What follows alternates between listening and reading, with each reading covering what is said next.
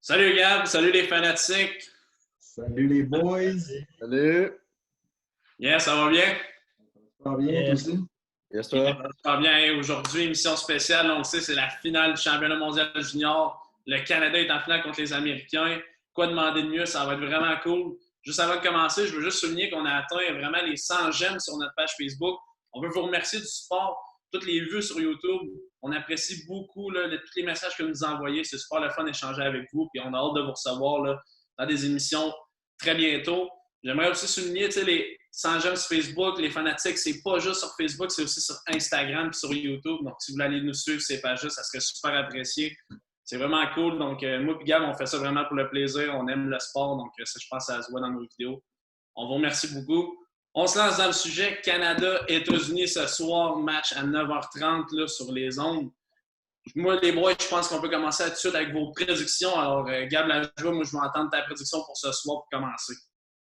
Parfait. Moi, je trouve que ça va être une bonne game comme toutes les games Canada-États-Unis, mais je vais avec un 5-3 Canada, un petit but dans un filet désert à la fin. Mais devant le filet, ça va jouer devant le filet puis les unités spéciales, je crois bien. Super, Gab Carrière. Écoute, moi, je vais y aller avec un 4-2 Canada.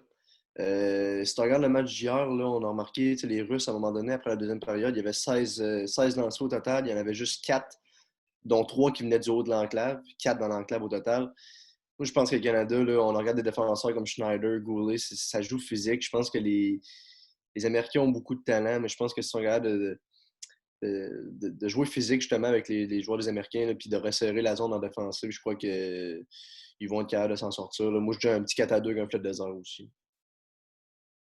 Moi, je vais y aller. Je pense que ça va être un petit peu plus facile. 5-1 peut-être Canada. Peut-être qu'on va compléter là, justement avec un ou deux buts dans un filet désert. Là. Les Américains vont essayer, dans une course perdue, de libérer leur filet. Mais je pense qu'il n'y aura pas de souci pour le Canada. Tu vas nous sortir des stats, Georges, je pense, dans les prochains instants. Là, mais je pense que ça a été assez concluant en ronde préliminaire, puis même hier soir avec un 4-0. Je pense que ça va être quand même assez facile pour le Canada. Toi? Je vais attendre une victoire là, du Canada, bien évidemment. Je vais y aller, moi, peut-être plus conservateur. Je vais aller avec une victoire de 3-1 pour l'équipe Canada. Je pense que ça va jouer plus serré. Je ne dis pas que les gars vont jouer ses talons nécessairement, mais je pense que ça va être un peu plus serré. Puis oui, là, on peut y aller avec les stats. Là. Allons-y tout de suite. Je regarde juste le parcours là, préliminatoire là, du Canada. Une fiche de 4 victoires, aucune défaite. Les Américains, 3 victoires avec une défaite. Déjà là, je pense qu'on a l'avantage du Canada. C'est sûr que on regarde, il y a eu des victoires assez évidentes, 16-2, 10-0 contre l'Allemagne et la Suisse. Les Américains, je veux dire, ils ont gagné aussi 11-0 contre le Danemark puis 7-0 contre la République tchèque. Ça va être deux équipes qui ont deux bonnes offensives. Mais oui, là, je pense que ça va quand même être serré. Mais ça reste que le Canada sera favori pour moi. Les boys, je vais vous lancer tout de suite. Est-ce qu'il y a des éléments que vous avez remarqués là, chez une des deux équipes qui vous fait dire OK, ces joueurs-là est à surveiller ou ces aspects-là de ces équipes-là est à surveiller? Moi, je vais vous entendre là-dessus. Ben, écoute, moi, je peux commencer. Là. Moi, quelque chose qui m'a vraiment impressionné, hier, on l'a remarqué encore une fois, le Canada s'est pas fait scorer aucun but à 5 contre 5 durant tout le tournoi au complet. Je pense que ça en dit beaucoup sur le jeu du Canada. Tu sais, au début, on parle un des joueurs que j'aime très bien, Jacob Pelletier, évidemment. Là, tu sais, beaucoup de monde se demandait pourquoi des joueurs comme ça jouent pour l'équipe du Canada. Ben, c'est ça qu'on voit. Là, tu sais, c'est des gars qui sont bons des deux sens de la patinoire. Puis, tu sais, on l'a vu justement hier, il s'est fait récompenser. Il a joué toute la partie avec Cousin et McMichael. Tu sais, c'est des joueurs qui vont faire la différence, tu sais, de jouer des deux sens de la patinoire. Sinon, de l'autre côté, quelque chose qu'on va devoir faire attention à soir là, pour le Canada, c'est de ne pas prendre de punition. Là, hier, le match, avant leur match contre la Finlande, il y avait, je ne me trompe pas, c'est 40 ou 45% sur le powerplay. Pour les Américains, ça va faire mal. Là, ils ont beaucoup de joueurs de talent. Ils vont être capables d'avoir beaucoup de chance sur le powerplay. Fait que c'est quelque chose qu'il va falloir éviter de prendre des mauvaises punitions ce soir. Yeah. Ouais. Fait que moi, honnêtement, le Canada, hier, j'ai regardé la partie, puis je trouve tellement qu'ils sont vite, ils sont toujours sur la rondelle, ils n'arrêtent jamais. Il y a tellement de profondeur dans cette équipe-là. Leur quatrième trio, ça pourrait être un premier trio pour bien des équipes. Puis d'après moi, là, à soir, là, j'aimerais bien ça. Ça va jouer pas mal plus physique que les autres parties. Là, c'est une équipe nord-américaine, c'est pas les Européens. Fait que j'aimerais ça que les gros joueurs, les Byfield, ils sortent une grosse game à soir, ce serait le fun. Puis, mais vraiment, tu regardes l'équipe en général, là, le Canada est vraiment supérieur, mais il y a un trio au niveau des États. Je pense que c'est Zegras, Kaliev puis Turcotte. Ce trio-là, il faut le contenir, puis après ça devrait bien aller. Puis les pénalités, comme que Gab Carrière a dit. Il y a deux choses, moi, qui m'ont marqué là, de part et d'autre. En tout cas, le Canada, dans la victoire de 4-0, les Russes n'ont jamais été vraiment dans la course, là, si on veut. Là. Au chapitre des lancers, ça se tenait quand même. Trouvez-vous que ça illustrait l'allure du match, le 4-0? 4-0, 5-0 que ça se terminait? Je pense que ça a été 5-0. 5-0. Trouvez-vous qu'il y a eu là un match ou pas tant que ça? Je pense pas vraiment qu'il y a eu de match. Les Russes n'étaient vraiment pas dans le coup. Là. Hier, le Canada ont dominé. On l'a vu. Là. En tout cas, moi, je l'ai remarqué. Trio Carlson n'a pas joué beaucoup. On reposait ce gars-là justement pour qu'il soit prêt contre les Américains. Mais non, je ne crois pas qu'il y ait eu d'adversité hier dans ce match-là.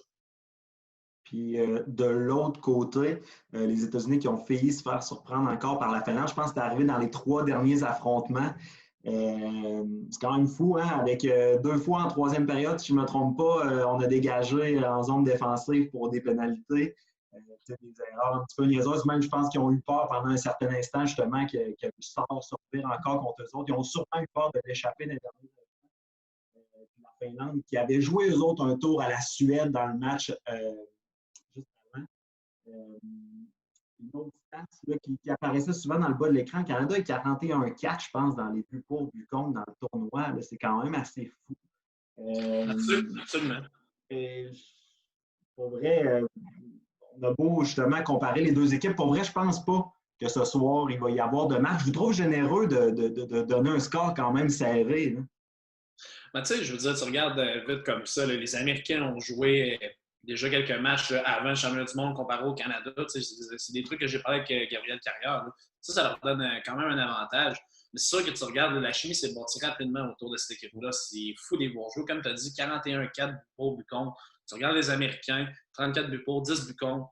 C'est sûr que c'est quand même quelque chose qui n'est pas négligé, mais comme tu as souligné tantôt, l'efficacité en avantage numérique, les Canadiens ne peuvent pas se permettre d'être honnêtement d'être beaucoup punis ce soir. 42,86 d'efficacité en avantage numérique, alors que le Canada, on y va avec 33,33 c'est là que ça va faire la différence.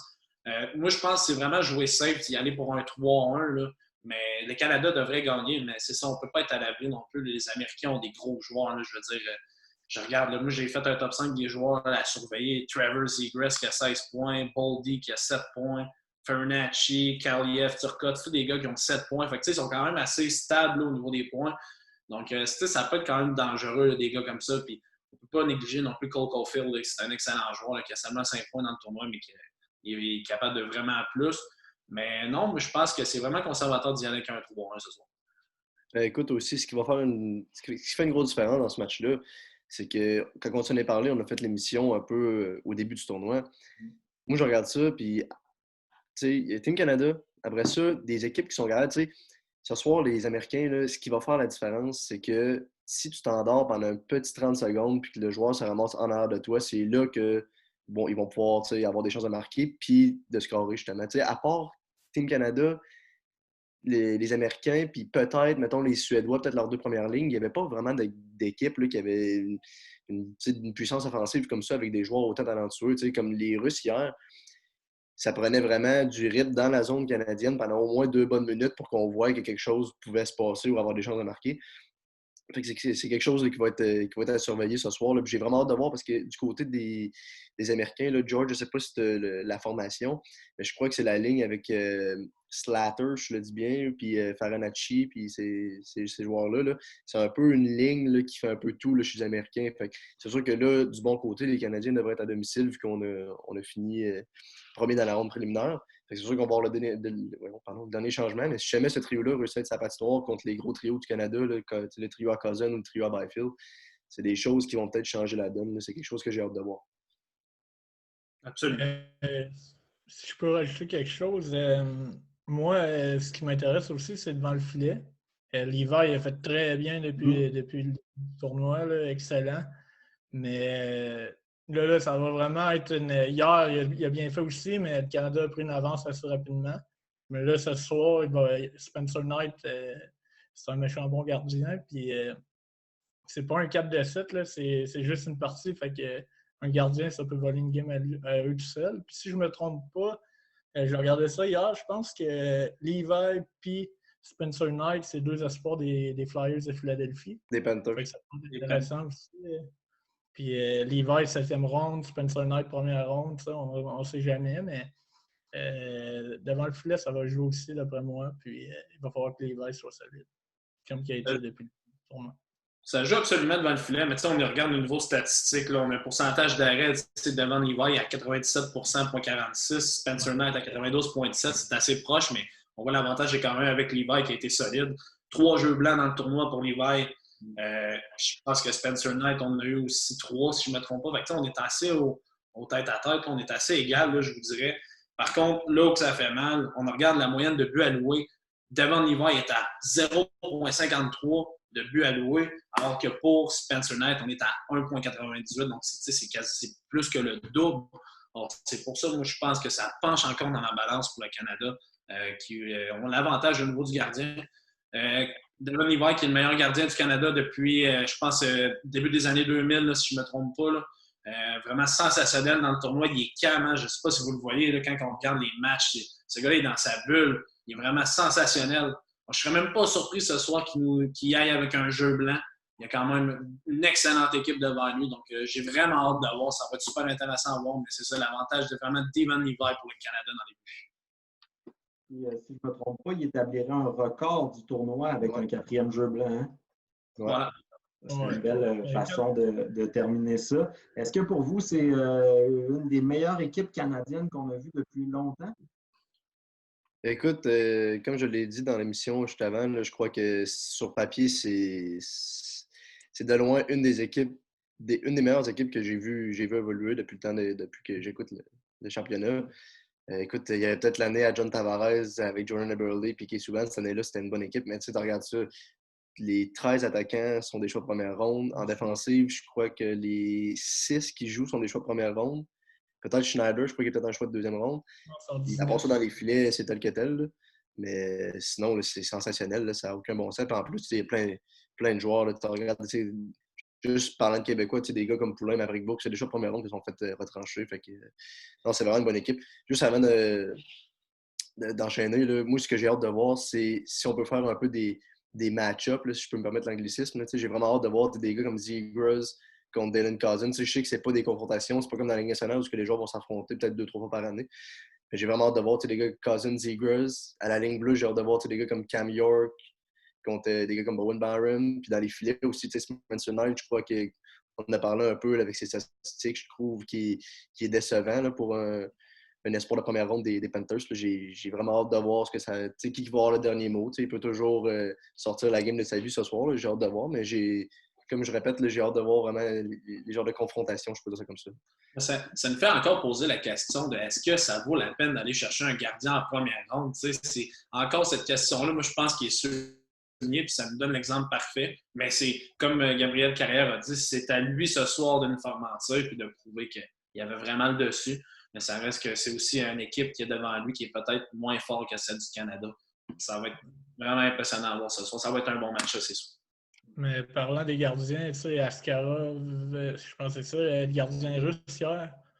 Choix de première ronde, on le compare à Carey Price, mais tu sais, quand ton équipe est inférieure à l'autre équipe, des fois, il faut vraiment que tu voles la partie. Puis Askarov, il a quand même accordé 4 buts. Il pensait même à l'enlever au début de la partie. Fait que, ce ne sera pas facile pour Spencer Knight, mais moi, honnêtement, je l'aime beaucoup, ce gardien-là. Fait que j'ai bien hâte de voir ça. Je pense que ce serait peut-être leur seule avenue qu'on ait un vol de la part du gardien là, pour s'en sortir avec la victoire. Mais si je fais juste un clin d'œil à mes amis gamblers, Vegas ne donne pas cher de la peau des Américains ce soir non plus. Là, je pense que pour un 100$, on donne 20$ pour la victoire du Canada. Donc, ça serait vraiment une grosse surprise pour tout le monde. Je pense que les États-Unis s'en sortent avec la médaille d'or ce soir. Absolument, tu sais, je veux dire, tu regardes le parcours des deux équipes, le Canada a été sans faute. C'est vraiment un sans faute. Ils ont été très bons. La seule performance peut-être qui a été plus ordinaire du côté de l'équipe Canada, c'est contre la Slovaquie, 3-1 en début de tournoi. Mais comme Gabriel Carlin nous en avait parlé dans notre épisode qu'on a parlé, je pense que c'est ça qui a aidé là, vraiment le Canada à être vraiment solide là, jusqu'à la fin du tournoi. Alors que les Américains, là, ça a été un petit peu plus difficile. On a eu beaucoup d'adversité. Mais est-ce que l'adversité va venir aider les Américains ce soir contre une équipe Canada qui est tout simplement trop forte, peut-être? J'ai bien hâte de voir, mais non, là, c'est ça. Moi non plus, je ne donne pas cher de la peau des Américains ce soir. Écoute, moi, en conclusion, là, ça va vraiment être un bon match. J'ai vraiment hâte de voir. Écoute, moi, personnellement, c'est mes matchs préférés. Là. Les matchs Canada-États-Unis, c'est quelque chose qu'on attend chaque année. Là, j'ai vraiment hâte de voir. Une chose, c'est que ça nous est arrivé quand même souvent dans les dernières années, comme si on en parle, comme Gab te dit, peut-être un 5-1 pour le Canada, des choses comme ça. Mais en tout cas, si jamais le Canada a une avance de 1, 2, 3 buts, de ne pas s'endormir, hein, on l'a déjà vu là, contre les Russes, contre les Finlandais, des matchs comme ça, là, surtout avec l'ampleur du match. Là, j'ai hâte de voir comment ils vont gérer ça. Je pense que hier, là, on aurait pu voir une petite tendance un peu. À un moment donné, ça commençait à bourdonner dans la zone du Canada. Mais je pense que les gars, ils savent quoi faire. Ils connaissent leur job, connaissent leur rôle. Fait que je pense que je suis pas vraiment stressé là, de voir les Canadiens partir avec l'argent ce soir. Là. Fait que j'ai vraiment hâte de voir. Gab, la joueur, un petit quelque chose à rajouter? On a pas mal tout dit, là. On a fait le tour, puis au bout de la ligne, ça va jouer sur la glace, puis ça va être un match beaucoup plus physique, ça va être intéressant. Comme Gab Carrière, c'est le match que j'attends, puis des fois, on les voit se pogner en demi-finale, mais là, il n'y a rien de plus important que l'autre, puis les deux équipes vont être prêtes. C'est deux équipes qui vont gagner, mais le Canada va être dur à battre cette année. Absolument. Moi, je me lance tout de suite, les boys, avec les statistiques. Vous savez que j'aime ça. 5 joueurs à surveiller du côté du Canada. Dylan Cousins, qui est le meneur du tournoi avec 16 points, à égalité avec Trevor Zegras des Américains. Hayden Krebs avec 8 points. Connor McMichael, 8 points. Pelletier, qui est à 7 points, on en a parlé. Byfield, 7 points aussi. Je veux dire, ces 5 gars-là, c'est des joueurs à surveiller ce soir. Moi, je m'attends à ce que le Canada gagne ce match-là assez aisément. Mais ça va être super le fun à voir. Absolument. Puis peut-être, dernière occasion, on n'a pas souvent la chance de le voir, là, notre Cole Caulfield se mesurer à justement une équipe adverse, des joueurs élites. Ça va être intéressant à voir, je pense, en l'attendant avec notre CH. Mais oui, on regarde tout ça ce soir puis on cheer pour nos Canadiens. Absolument, absolument. Ça va être de voir si Kaden Goulet est capable d'arrêter Cole Caulfield à un contre un aussi. Merci, gros check. Un gros check de Goulet sur Caulfield. Ouais.